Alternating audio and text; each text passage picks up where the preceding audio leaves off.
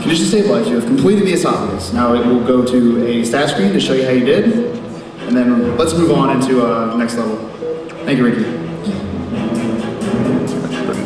Loading. All right, so now the beginning of our intestines level starts off with an obstacle section. Now the main objective of this section is to avoid all the obstacles.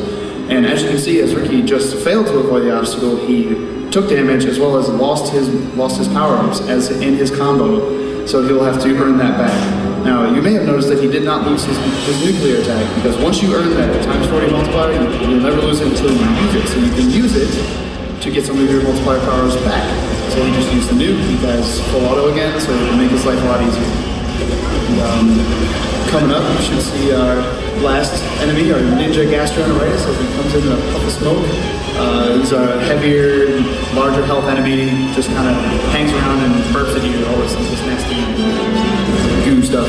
But you'll also notice that when our enemies die, you'll notice the death effect, but you'll also notice little pieces of them flying away.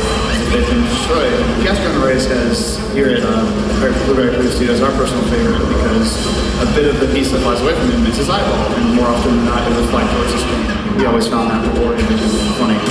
So, oh, nice nuke, there we go. There you'll see our homing missile ammo power-up, which provides you with additional homing missile ammo. But it always shows you what always comes to the left or right of your ship to show you what you are receiving, so that you are fully aware. I'll also take this time to talk about the environment of the intestines. You'll see that we have a nasty looking bile river at the bottom of our level with numerous effects. There's bubbling, there's bubbles coming up from the top of it. You'll see droplets falling from the top of the level, hitting the bottom and splashing and rippling. You also see numerous geysers and other such things, columns and membranes and other things. Yeah, that's a beautiful geyser right there.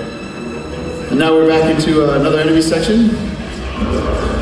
Ricky's going to fight his way through. If he can hopefully keep his combo, keep using that nuke to recover it. Good work, good work. Ninja gastroenteritis popping in. See, you can really see the drip effects well there. You see splashes happening on the bottom and droplets falling past your screen.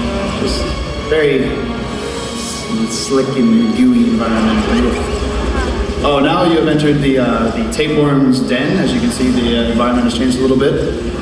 It's all nasty, and all he really wants to do is eat you at this point. He doesn't like that you're there. So Ricky will work his way through the stage 1 of this boss, where he will just shoot little larvae at you to try and eat you and kill you, so that he doesn't actually have to deal with you.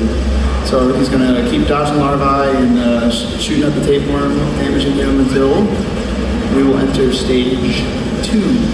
And now he's tired of shooting larvae at him, he's just going to eat you. So he will attempt to suck you in and bite you, but as you'll notice, you have the green glow around the mounds on his head.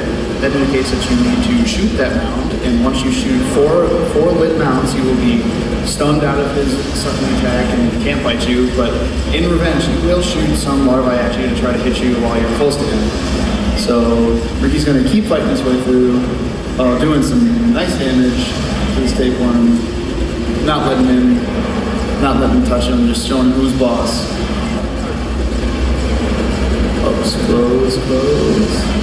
Probably one more. There we go, and as he roars in defeat,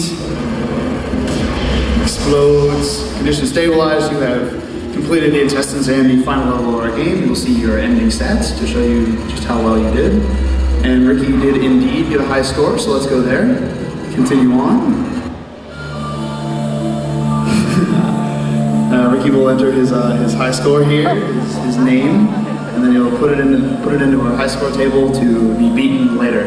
Now, if we press any key, we'll move on into our credits. Now, before I start Q&A, I'd just like to give a couple shout-outs here. I'd like to thank all of you for coming out and seeing our presentation today. All of you here, thank you very much. I'd like to thank anybody watching on our Ustream feed. Thank you for tuning in on the interwebs. If you can't be here. Also like to thank Michael Flug, our musical composer, for making and composing all of the music in our game that you heard, and I hopefully enjoyed. We haven't mostly enjoyed it. And also like to thank Jeremiah Blanchard for his help on the Tapeworm Boss AI that helped us fix some of the issues we had there. And now I would like to open the floor for questions. Yes, down here in the front. Run, Phil. We need a mic. Or Derek. Yay.